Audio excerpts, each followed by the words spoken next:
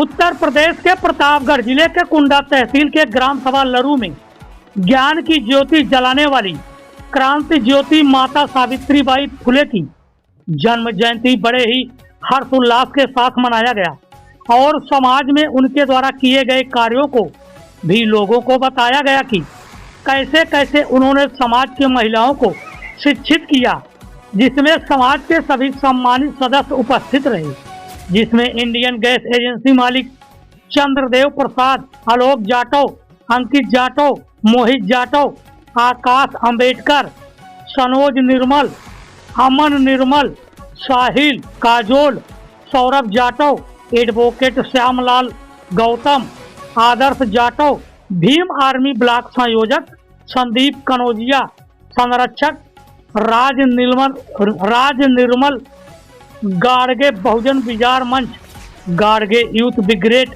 आदि गांव के लोग मौजूद रहे। लम्हुआ एक्सप्रेस न्यूज के लिए प्रतापगढ़ से ब्यूरो चीफ विनय कुमार कनौजिया की रिपोर्ट। करते थे जब वो निकलती थी घर से, तब एक हाथ में साड़ी लेके निकलती थी, एक पहन के निकलती थी। साड़ी इसलिए हाथ में लेके निकलती थी कि जब वो गलियों से निकलती थी तो मनुवादी लोग उनको कीचड़ और गोबर मारते थे।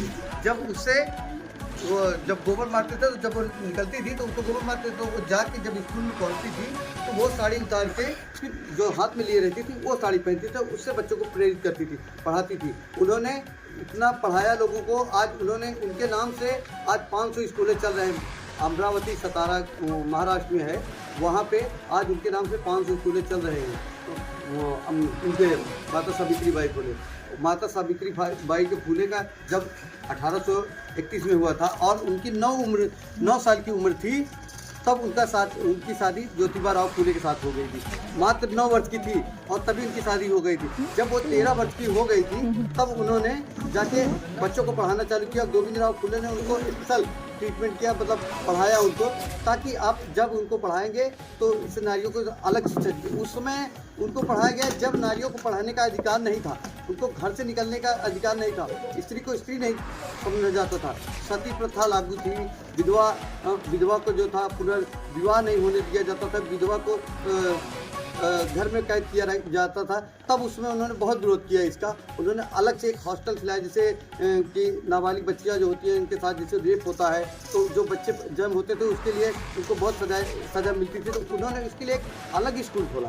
स्कूल इसलिए खोला कि जो तो ये बच्चियाँ उसमें पढ़ेंगी, और उनका गर्भावस्था का भी एक केंद्र बनाया कि अगर ये लोग उसमें जाएंगी तो अपना निश्चिंत होकर, जो शादी नहीं किए, जो मतलब जिनके साथ रेप हो जाता था, तो उनका डिलीवरी उस कमरे में होता था, तो वो वहीं रहती थी और निश्चित बेफिक्र होकर अपने बच्चों का जीवन यापन सेवा करती थी, ताकि लोगों में ये लगे कि इनका भी एक है, घर द्वार है, इनके भी माँ बाप हैं, उनको सेवने पालने का पूरा काम माता ज्योतिबा फुले के पत्नी सावित्रीबाई फुले करती थी।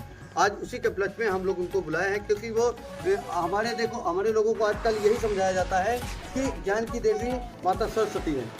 तो ज्ञान ऐसा नहीं है। आज अगर ज्ञान को प्रकाश में फैलाने वाली अगर कोई है तो माता सावित्रीबाई फुले है। उन्होंने ही पहला स्कूल खोला और औरतों को पढ़ाने का उन्होंने ही पहले निश्चय किया। ज्योतिबा राव और फुले और माता सावित्रीबाई फुले ने मिलके, दोनों लोग मिलके आगे जाके बच्चों को पढ़ाया। तो आज बच्चे आज IAS IPS अधिकारी सब बन रहे हैं लेडीज से। आज भी इस समय भी आज से जो भी औरतें हैं वो आज कम किसी से नहीं, आज आदमी से कम नहीं है। आज भी हर जगह बड़े बड़े पदों पे आज वो बैठी है। किसकी देन है? माता सावित्रीबाई फुले की देन है।